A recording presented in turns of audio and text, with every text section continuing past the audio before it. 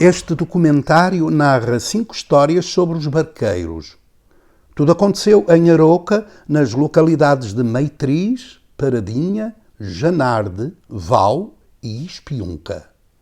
Cada uma delas desvenda alguns dos factos, mistérios e lendas que fizeram parte de tão estimada profissão. Os Barqueiros do Paiva.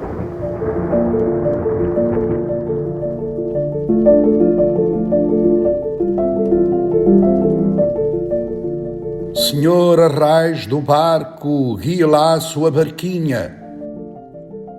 Olhe lá que a sua esparrela não venha embaraçar na minha.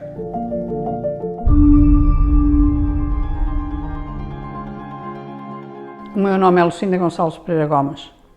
Fui para Meitriz com 22 anos, era regente de postos escolares, portanto, do ensino básico.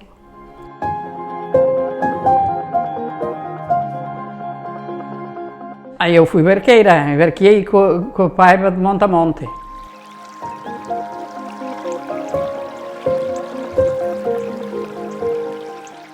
Lucinda casou com o barqueiro de Meitriz, o Manuel Pereira Gomes. Mas Manuel não gostava muito de barquear.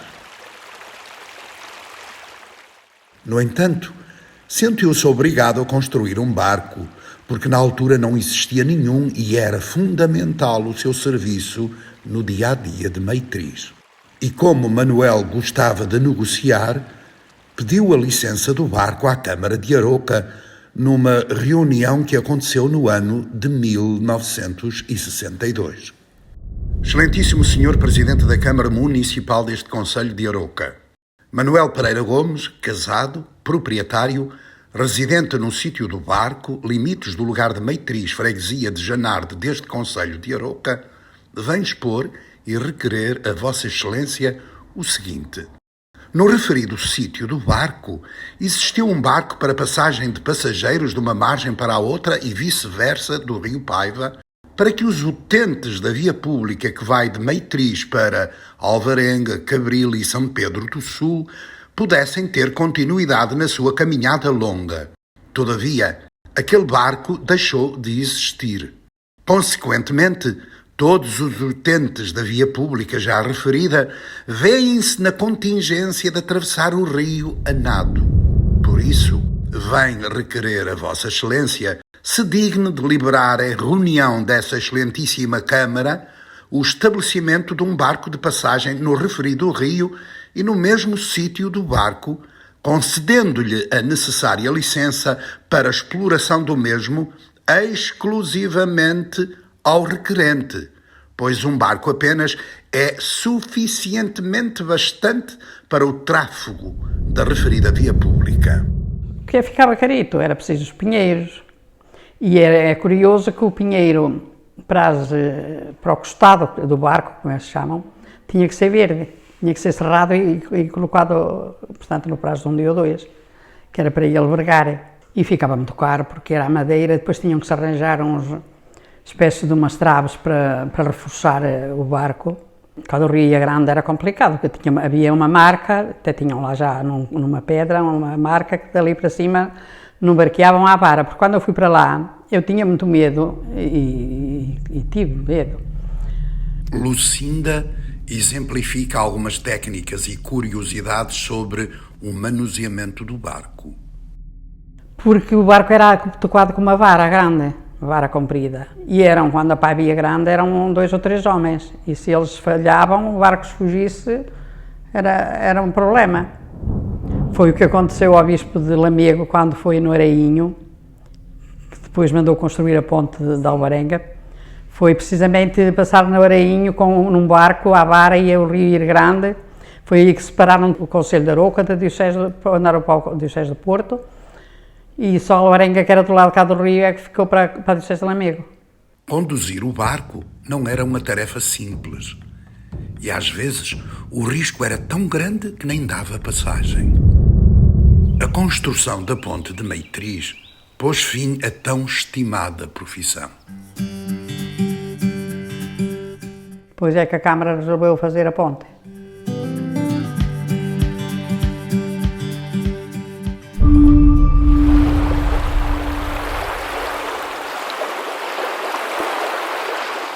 O barco da Paradinha estava estrategicamente posicionado na foz do Paivó, com a particularidade de navegar em 2 rios.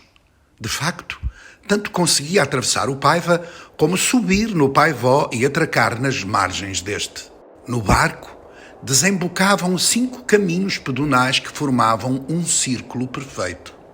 Os de Aroca e Canelas chegavam à margem esquerda do Paivó, os de Alvarenga à margem direita do Paiva, os de Janarde e Covelo de Paivó à margem direita do Paivó e à esquerda do Paiva. Ou seja, os viajantes podiam, dependendo do destino, atravessar somente o Paiva ou o Paivó, ou ainda os 2 sem sair do barco. Mas esta não é a única curiosidade. O barco da Paradinha esconde uma das histórias mais espetaculares de todos os barcos conhecidos. As leis naturais do rio obrigavam a construir uma represa todos os verões devido à descida do nível da água. Construía-se uma parede com cerca de 1 metro de altura para ancorar a água e permitir a entrar de barco no Paivó. Como se tratasse de um ritual e durante um só único dia, todos os moradores, novos, velhos e crianças, acertavam os detalhes para a construção do açude na berma do rio. A população unia-se para realizar a tarefa que se aprendia desde pequeno e era passada de geração em geração. As pedras utilizadas eram bolas do rio que estavam à mão de semear. Usavam-se também fetos e mato para ajudar a tapar o mais possível. O transporte destes materiais era feito com o próprio barco. Quando a parede estava pronta, o nível da água subia de tal forma que, em pleno verão, o barco vinha até à direção do lugar da Paradinha e subia o Paivó até ao Poço do Redondo. O barco era grátis para todos os moradores da Paradinha. Os habitantes, além de ajudarem a construir a represa, quando era necessário construir um novo barco, também contribuíam com as madeiras.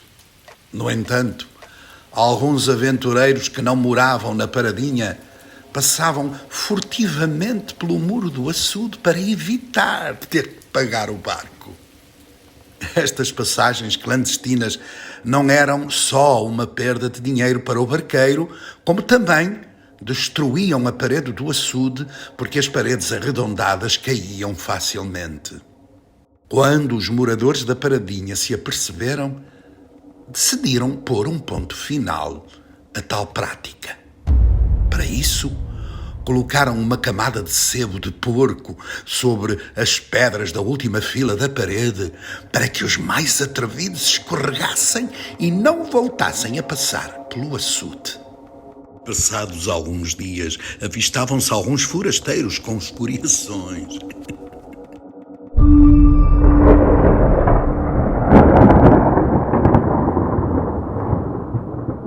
O último barqueiro de Janarde chama-se Jerónimo Augusto Soares. Jerónimo nunca cobrou pelas passagens, como era habitual nos outros barcos, pois o movimento era muito reduzido e os seus utilizadores apenas eram amigos e conhecidos. Noutros lugares do rio Paiva, o barco não só servia como via de comunicação e passagem das pessoas, como também era utilizado para a passagem de vacas, milho, minério e qualquer outro tipo de material que fosse necessário transportar. Aquele barco, lá em Meitriz, chegou a passar toneladas de carvão.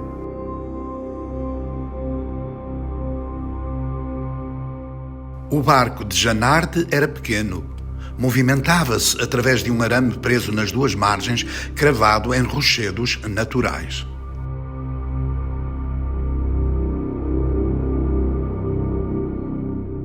O barco era tudo de madeira. De uma proa à outra, tinha 8 ou 9 metros.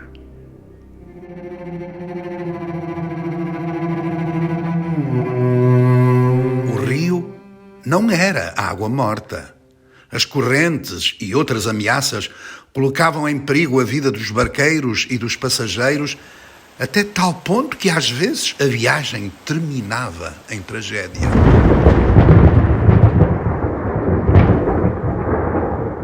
Eu ia de noite, mas ia bem armado.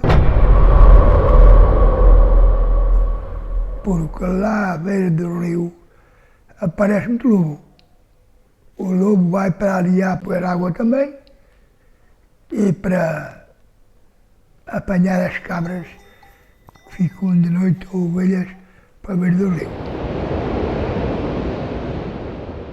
Dia 6 de janeiro, no dia de Reis, um tipo estava bêbado e depois passaram o Serafim e o Ricardo. E ele foi atrás deles e como eles não o deixaram entrar para o barco, ele mandou-se ao rio.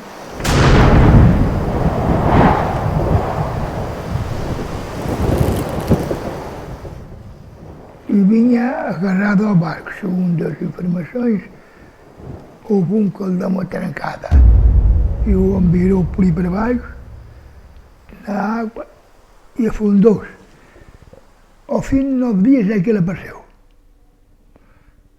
Veio lá para a zona de Janardi, metido no meio de umas árvores. E eu fui dizer a eles, eu estava para o cá em cima, disse, olha, ele está lá embaixo. E diz assim o irmão dele, ele deve estar bonito, deve.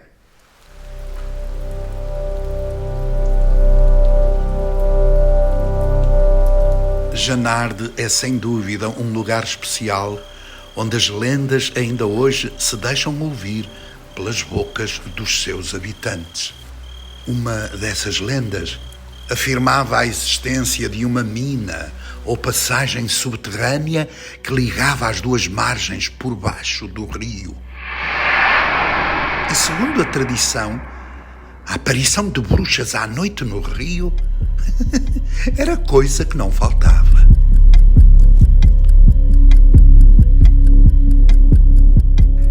É que de noite aparecem bruxas lá no Rio Paiva.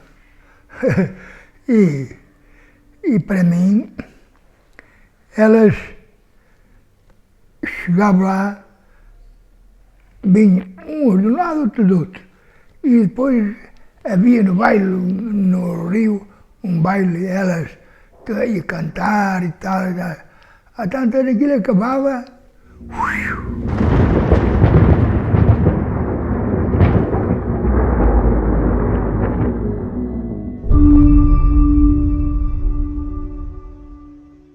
Manuel Augusto de Pinho, descendente de barqueiros, foi o último a desempenhar esta profissão no Val. Manuel, homem cauteloso e tão rigoroso com a lei que até se afirmava que era em todo o concelho o barqueiro que cumpria com exatamente todos os requisitos legais. Guardava, como se tratasse de um tesouro, a Carta de Arrais, emitida em 1951 pela Direção-Geral dos Serviços Hidráulicos. A carta certificava a atividade e reconhecia competências do seu dono para manobrar embarcações de passageiros. Este não era um simples documento, pois atestava a particularidade e o rigor da responsabilidade exigida na manobra necessária para conduzir o barco do Val. O poço do barco era muito profundo e estreito, não permitindo a utilização da vara e, portanto, usava-se o cabo de aço fixo nas duas margens. O sistema de cabo exigia uma condução mais retilínea, enquanto a vara exigia um percurso em forma de arco contra a corrente. Quando no rio a corrente era intensa, recorria-se a mais gente ao cabo, que podiam ser 2 ou 3, e se ainda assim restassem dúvidas, usavam-se 2 cordas da largura do rio, uma em cada margem, amarradas a uma árvore e ao barco, porque se corresse para o torto, pelo menos o barco não fugia na corrente. Manuel conhecia muito bem as habilidades e perícias que eram necessárias para conduzir o barco até na mais perigosa das situações. Não obstante, um dia aconteceu o que menos se desejava. O barco, a Apesar de ter 2 varas pregadas no costado, mais altas que o cabo, o barco descontrolou-se e foi na corrente com um Manel e um casal de cerquidelo. Manuel, desesperado, na tentativa de evitar alguma desgraça, obrigou a mulher a saltar de porta fora e depois o marido, isto ainda antes do Poço do Arieiro. Ele continuou no barco mais algum tempo na tentativa de o salvar e encostar. Em vão. Não conseguiu e, com o limite do salto muito próximo, saltou também para se salvar. O barco afundou-se de seguida no precipício. E aí ficou, para sempre. Mas a morte do barco do Val não foi esta. Nem tampouco ficou justificada pela construção de qualquer ponte. O desaparecimento desta profissão foi bastante tardia e foi ditada pela vulgarização dos automóveis depois da Revolução dos Cravos.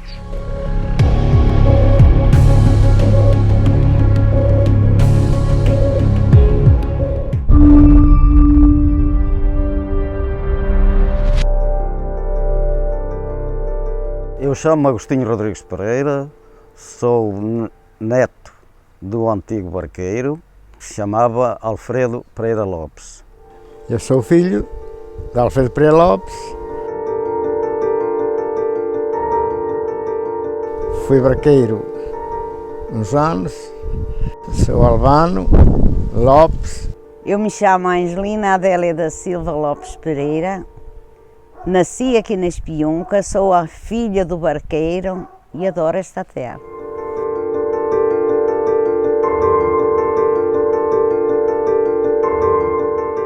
O barco era muito importante porque as pessoas precisavam de ir para Nis Pereira, que havia feira todos os 15 dias, ou para Sinfães, ou assim, e atravessavam no rio, e havia assim uma coisa.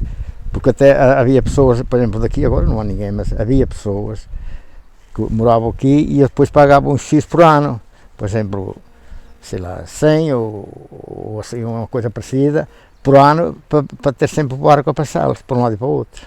O barco era preso lá num freixo que tinha ali, ficava preso ali. E o cais, era logo aparcado o cais, ficava preso o barco. E lá no freixo, morava aqui logo mais em cima, quando chegava aqui o pessoal, para ir atravessar para o outro lado, chamava por ele quando ele estava cá, porque ele nem sempre cá estava à beira do barco, dava um berro, ó barqueiro, ó barqueiro. O barco não era só usado para transportar as pessoas, materiais ou animais. Também servia para festejos e como meio de convívio.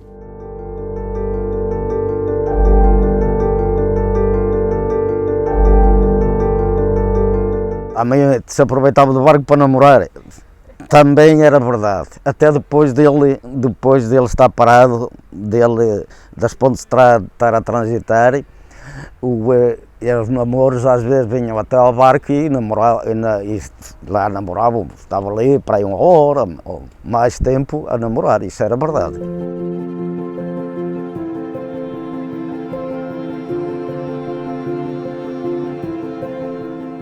Quando veio a Nossa Senhora de Fátima, a imagem que está ainda hoje na igreja foi passada no nosso barco. Os barcos estavam muito bonitos, enfeitados, veio muita gente, veio o bispo, salvo erro, do Porto, não tenho certeza.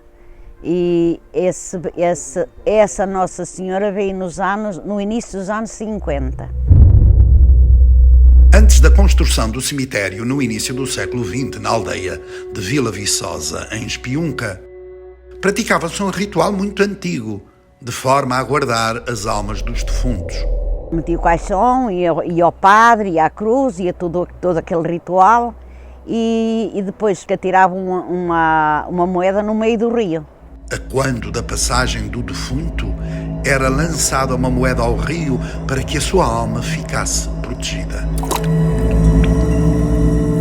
O caixão ia ao compridinho do barco, com a cabeça virada sempre para a frente, para o lado que atravessava. A profissão de barqueiro não era só divertimento, algumas aventuras e realizar tradições. Os barqueiros também tinham que lidar com situações complicadas e diversas aflições.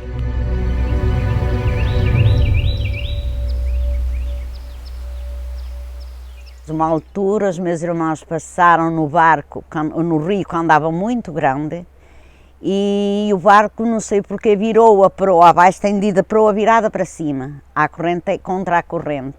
Mas ela virou, o meu irmão ficou pendurado nos amieiros, agarrou-se aos amieiros, agarrar-se para segurar o barco. Espiúnca guarda inúmeras lendas do famoso barqueiro Manuel Rodrigues, conhecido como Cântaro de Vinho, pois este de um único fôlego bebia uma jarra de vinho. Era um homem forte, ia-se no barco, quando ele tinha o barco ali, eles às vezes queriam desafiá-lo, mas ele lixava-os. E agora esse homem é que bebia um quanto de vinho. Mas a história que sem dúvida todos lembram é aquela que aconteceu no começo do século XX. A vida do Manuel, do barqueiro Manuel, deu um sobressalto quando descobriu que o padre Borras queria construir uma ponte em Espiúnca.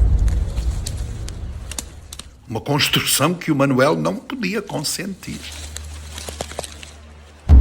Houve outro barqueiro mais antigo, que era para ir à distância de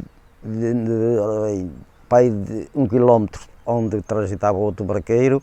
Era para fazer uma ponte, ainda lá tem o sítio onde a coisa e o muro onde ela estava a ser construída. Mas como essa ponte vinha tirar o movimento do barco, o barqueiro mandaram juntar-se e arrebentar com o muro da parte de cá, do rio.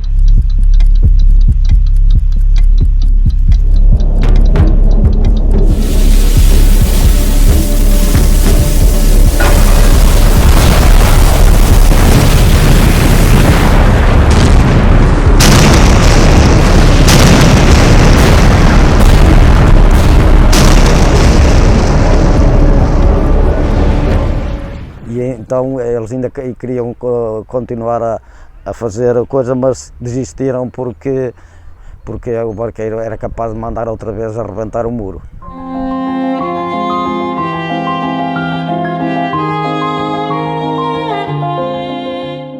Como era de esperar, esta querida profissão terminou devido à construção das pontes. E, curiosamente, foram os mesmos barqueiros quem ajudaram com essas construções. Os novos tempos exigiram a construção das pontes. No caso de Espiúnca, a ponte foi inaugurada em 26 de maio de 1963. Ainda ajudei lá, ajudei a trabalhar e a trabalhar com os barcos para areia para a ponte, não é mentira nenhuma, é verdade. Por final, o sonho do progressista Padre Borras tornava-se realidade. Nos finais dos anos 80, ainda existiam alguns barcos abandonados e submersos que, com o tempo, terminaram por desaparecer. Mas em Meitriz, perduraram até aos anos 90. Contudo, a profissão do barqueiro permanece intacta na memória e no coração de todos que a conheceram.